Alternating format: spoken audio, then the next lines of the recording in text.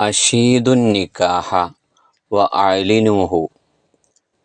വിവാഹം നിങ്ങൾ പരസ്യമാക്കുകയും ജനങ്ങളെ അറിയിക്കുകയും ചെയ്യുക എന്ന് നബി സല്ലല്ലാഹു അലൈഹി വസല്ലം തങ്ങൾ പറയുകയാണ്. അപ്പോൾ വിവാഹം പരസ്യമായിട്ട് ചെയ്യേണ്ട കാര്യമാണ്, അത് രഹസ്യമായിട്ട് ചെയ്യേണ്ട കാര്യമല്ല. ജനങ്ങളെ അറിയിക്കുകയും വേണം. അപ്പോൾ ജനങ്ങളെല്ലാവരും എന്ന് പറഞ്ഞാൽ നാട്ടുകാർ, അറിയേണ്ടവർ, കുടുംബക്കാർ, ഇങ്ങനെയുള്ളവരൊക്കെ ഇങ്ങനൊരു വിവാഹം നടന്നിട്ടുണ്ട് എന്നുള്ളത് അറിയേണ്ടതുണ്ട്. അതിനാണ് പരസ്യമാക്കി ചെയ്യണം എന്ന് പറഞ്ഞത്. ജനങ്ങളെ അറിയിക്കണം. എന്തിനാണ് ഇങ്ങനെ പരസ്യമാക്കി ചെയ്യുന്നതും ജനങ്ങളെ അറിയിക്കുന്നതൊക്കെ? അതിൻ്റെ ലക്ഷ്യങ്ങൾ 7 എണ്ണമുണ്ട്. ഒന്ന്, വ്യഭിചാര ആരോപണം ഒഴിവാക്കാൻ വേണ്ടിയാണ്. ഇപ്പോൾ നിങ്ങൾ ആലോചിച്ച് നോക്കൂ, ഒരു നാട്ടിലുള്ള ഒരു ചെറുപ്പക്കാരന് ഒരു യുവതിയായിട്ട് നടക്കുകയാണെങ്കിൽ, അങ്ങാടിയിലൂടെ നടക്കുകയാണ്, എന്നാൽ ആളുകൾ എന്താ പറയുക? രഹസ്യമായിട്ടാണ് അവരെ നിക്കാഹ് കഴിഞ്ഞതെങ്കിൽ, ആരും അറിഞ്ഞില്ല നിക്കാഹ് നടന്നത്, എന്നാൽ എന്താ പറയുക? വ്യഭിചാര ആരോപണമാണ് നാട്ടുകാർ പറയുക. അതുകൊണ്ടാണ് എന്ത് പറഞ്ഞത്? പരസ്യമാക്കി നിക്കാഹ് ചെയ്യണം എന്ന്. അപ്പോൾ 2 പേരും ഇങ്ങനെ നടന്നു പോകുമ്പോൾ, നിക്കാഹ് ചെയ്ത 2 പേര് നടന്നു പോകുമ്പോൾ നാട്ടുകാരെന്ത് പറയും? അത് നിക്കാഹ് കഴിഞ്ഞാണ് എന്ന് പറയും. അപ്പോൾ അതിനാണ് പരസ്യമാക്കി നിക്കാഹ് ചെയ്യണം എന്ന് പറഞ്ഞിട്ടുള്ളത്. ഇനി രണ്ടാമത്തെ കാരണം എന്താണ്? ഹലാലായ ബന്ധം ആണ് എന്ന് സമൂഹം അറിയണം. അപ്പോൾ ഒരു വാപ്പ മകൻ്റെ കല്യാണം ഉണ്ടെങ്കിൽ, മകളെ കല്യാണം ഉണ്ടെങ്കിൽ എന്തു ചെയ്യും? കുടുംബക്കാരോടും അയൽവാസികളോടും നാട്ടുകാരോടും പ്രധാനപ്പെട്ട എല്ലാവരോടും എന്ത് ചെയ്യും? പറയും. അവരെ ആദ്യം വിവരം പറയും, വിളിക്കേണ്ടവരൊക്കെ വിളിക്കും, അങ്ങനെയൊക്കെ ചെയ്യും. അതൊക്കെ എന്തിനാണ്? ഹലാലായ ഒരു ബന്ധമാണ് നടത്തുന്നത്, എൻ്റെ മകൾക്ക് അല്ലെങ്കിൽ എൻ്റെ മകന് ഇങ്ങനെയൊക്കെ ഒരു സംഭവം ഉണ്ട് എന്ന് അറിയിക്കലാണത്. പറഞ്ഞാലും മതി, അതൊരു അറിയിക്കലാണല്ലോ, പരസ്യമാക്കലാണല്ലോ. ഇനി മൂന്നാമത്തെ എന്താണ്? കുട്ടികളുടെ വംശപരമ്പര സ്ഥാപിക്കപ്പെടാൻ വേണ്ടിയാണ്. അഥവാ ഇവർക്ക് കുട്ടികളുണ്ടായി, അപ്പോൾ ഈ കുട്ടികൾ വ്യഭിചാരത്തിലുള്ള കുട്ടിയാണ് എന്ന് പറയാൻ പാടില്ല. അതുകൊണ്ട് തന്നെ വിവാഹം പരസ്യമായിട്ട് നിക്കാഹ് ചെയ്യണം, വിവാഹം പരസ്യമായിട്ട് നടക്കണം. അപ്പോൾ എന്ത് പറയും? നാട്ടുകാരെന്ത് പറയും? അത് കല്യാണം കഴിഞ്ഞതാ, അത് ഓൻ്റെ കുട്ടിയാണ് എന്ന് പറയും. അപ്പോൾ മക്കൾ അത് അവരത് തന്നെയാണ് എന്ന് മാത്രമല്ല, ഹലാലായ രൂപത്തിലുണ്ടായ മക്കളാണ് എന്നത് സ്ഥിരപ്പെടാൻ വേണ്ടിയാണ് എന്ന്. ഇനി നാലാമത്തെ എന്താണ്? അനന്തരാവകാശം അത് വ്യക്തമാവാൻ വേണ്ടിയാണ്. ഇപ്പോൾ ഭർത്താവ് മരണപ്പെട്ടാൽ ഭാര്യയ്ക്ക് അനന്തരാവകാശം ഉണ്ടാവും. അപ്പോൾ ഭാര്യയും ഭർത്താവും ആണെന്ന് സ്ഥിരപ്പെടണ്ടേ? അപ്പം നിക്കാഹ് പരസ്യമായിട്ട് ചെയ്യണം.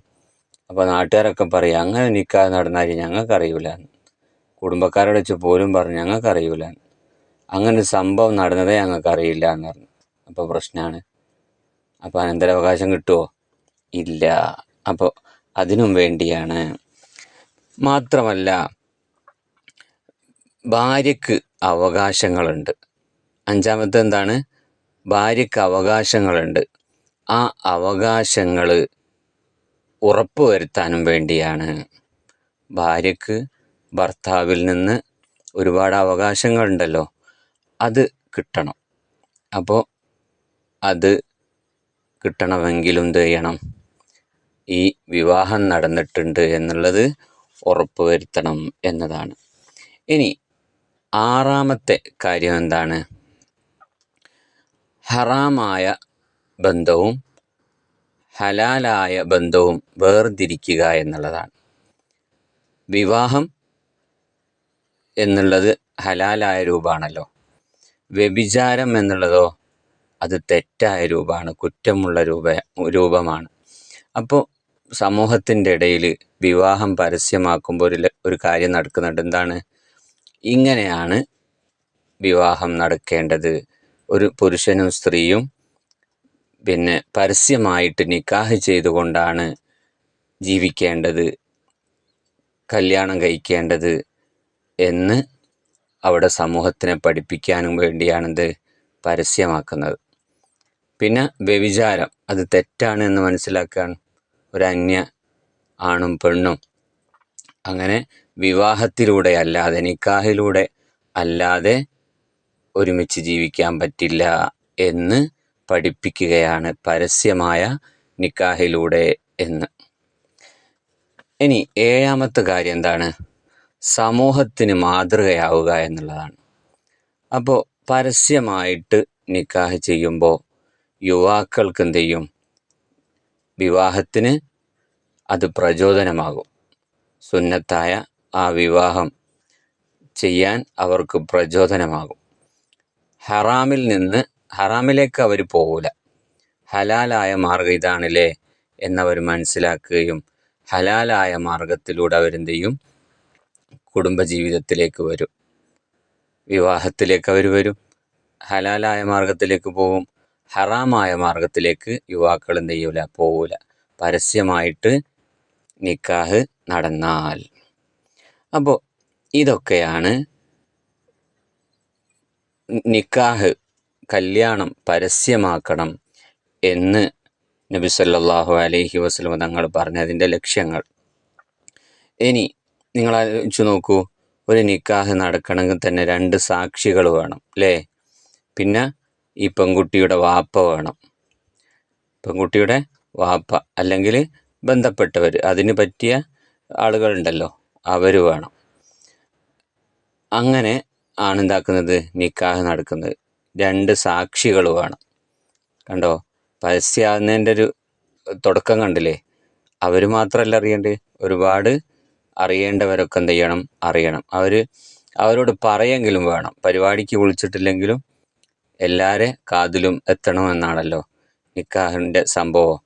എല്ലാവരും അറിയണം ഇങ്ങനെ ഒരു നിക്കാഹ് നടന്നിട്ടുണ്ട്. അല്ലെങ്കിൽ എന്താണ്? പിന്നെ വ്യഭിചാര ആരോപണമായിരിക്കും ഇവരുടെ പേരിൽ നടത്തുക. അപ്പോൾ ഇവരെ അഭിമാനമാണ് തകരുക. അഭിമാനം തകരൂലേ? രഹസ്യമായിട്ട് ഇവർ നിക്കാഹ് ചെയ്തിട്ടുണ്ടാവും, പക്ഷേ പറഞ്ഞിട്ട് കാര്യമില്ല, സമൂഹം എന്ത് ചെയ്യാണ്? വ്യഭിചാര ആരോപണം നടത്താൻ. അപ്പോൾ അങ്ങനത്തെ തെറ്റിദ്ധാരണക്ക് എന്താക്കാൻ പാടില്ല, അവസരം ഉണ്ടാക്കാൻ പാടില്ല. എന്തിനാ വെറുതെ അവരെ നമ്മൾ തെറ്റിയിപ്പിക്കുന്നത്? അപ്പോൾ പരസ്യമായിട്ട് തന്നെ എന്ത് ചെയ്യുക? നിക്കാഹ് നടക്കണം, എല്ലാവരും അറിയണം. ഇനി അത് പരസ്യമാക്കാനുള്ള മറ്റൊരു മാർഗ്ഗമാണ് എന്ത്? നബി സല്ലല്ലാഹു അലൈഹി വസല്ലം തങ്ങൾ പറഞ്ഞു, വിവാഹ വിരുന്ന് നൽകൽ അത് സുന്നത്ത. ഒരാടിനറുത്തെങ്കിലും നിങ്ങൾ എന്ത് ചെയ്യണം? വിവാഹ വിരുന്ന് നടത്തണം. ഒരാടിനറുത്തെങ്കിലും നിങ്ങൾ എന്ത് ചെയ്യണം? വിവാഹ വിരുന്ന് നടത്തണം എന്ന്. അപ്പോൾ അങ്ങനെ നടത്തണമെന്ന് മനസ്സിലായി. പക്ഷേ ഈ പരസ്യമാക്കണം എന്ന് പറയുമ്പോൾ ഒരിക്കലും നമ്മൾ എന്ത് ചെയ്യരുത്? ആർഭാടം ആക്കരുത്. അങ്ങനെ പറഞ്ഞാൽ കല്യാണത്തിന് ഒരുപാട് ആളുകളെ, നിയന്ത്രിക്കാൻ കഴിയാത്ത ആളുകളെ വിളിച്ച് വളരെ ആഡംബരാക്കി നടത്തി ഒരുപാട് സമ്പത്ത് അതിന് വാരി വലിച്ചെറിഞ്ഞ് അങ്ങനെയൊന്നും നടത്തണം എന്നല്ല പറഞ്ഞത്. നിക്കാഹ് എന്ന് പറഞ്ഞ സംഭവം നടന്നിട്ടുണ്ട്, ഇവർ തമ്മിലുള്ള നിക്കാഹ് നടന്നിട്ടുണ്ട് എന്നുള്ളത് എല്ലാ കാതുകളിലും എത്തുക, എല്ലാവരും അറിയുക, അറിയേണ്ടവരൊക്കെ അറിയുക, നാട്ടുകാരും അതുപോലെ കുടുംബക്കാരും അയൽവാസികളൊക്കെ അറിയുക എന്നുള്ളതാണ് ഇതുകൊണ്ട് ഉദ്ദേശിക്കുന്നത്. അതല്ലാതെ ഒരുപാട് പണം ചെലവാക്കി ആഡംബരമാക്കി ദൂർത്തടിച്ച് അങ്ങനെ നിക്കാഹും വിവാഹവും കല്യാണവും കഴിക്കണം എന്നല്ല പറഞ്ഞത്. എല്ലാവരും അറിയണം ഈ നിക്കാഹ് നടന്നിട്ടുണ്ട് ഈ വിവാഹം നടന്നിട്ടുണ്ട് എന്നുള്ളത് അറിയണം. അതാണ് നമ്മൾ ഇതിൽ നിന്ന് മനസ്സിലാക്കേണ്ടത്. അപ്പോൾ എന്താ പറഞ്ഞത്? നിക്കാഹ് നിങ്ങൾ എന്ത് ചെയ്യണം? പരസ്യമാക്കുകയും ജനങ്ങളെ അറിയിക്കുകയും ചെയ്യണം എന്നുള്ളത്. അതാണ് ഞാൻ വിശദീകരിച്ചത്. ഇൻഷാ അല്ലാഹ് അള്ളാഹു സുബ്ഹാനഹു വ തആല ഇതൊക്കെ മനസ്സിലാക്കേണ്ടതുപോലെ മനസ്സിലാക്കാൻ അള്ളാഹു തആല നമുക്ക് തൗഫീഖ് ചെയ്യുമാറാവട്ടെ.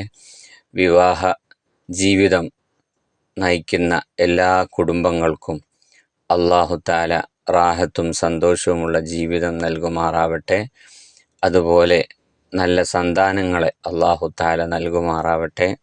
ഉള്ള സന്താനങ്ങളൊക്കെ അള്ളാഹു നല്ലവരാക്കി തരുമാറാവട്ടെ. അതുപോലെ ഈ വിവാഹം നടക്കാത്തതിൻ്റെ പേരിൽ ആൺകുട്ടികളും പെൺകുട്ടികളൊക്കെ വിഷമിക്കുന്നവരുണ്ട്.